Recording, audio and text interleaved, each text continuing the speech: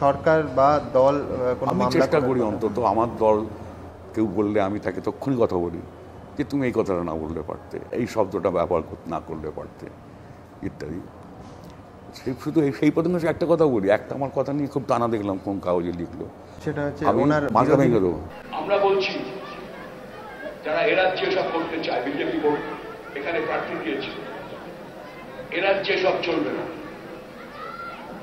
এখানে বামপন্থীরা আছি আমরা, এখানে মন্দির মসজিদ নিয়ে গোলমাল করলে মাথা ভেঙে দেবো আমরা, আমাদের রাজ্যে চলবে না।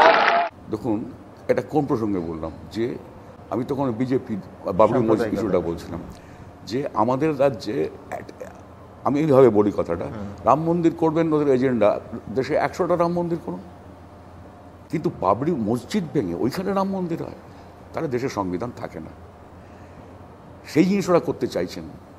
আমাদের রাজ্যে যারা এই মন্দির ভাঙবো মসজিদ ভাঙবো বলবে, তারা ওই ভাষাটাই আমার বোঝে, তাদের মাথা ভেঙে দেবো। আচ্ছা, এটা আমি মনে করি না যে সেটা একটা অশালীন কথা হয়েছে। আমি ডেফিনেটলি যারা সাম্প্রদায়িক ঘটনা বা মৌলবাদী ঘটনা বা যারা বাবরি মসজিদকে সমর্থন করে, আমি তাদের ভাষায় কথা বলেছি, যারা ওই ভাষাটাই বোঝে।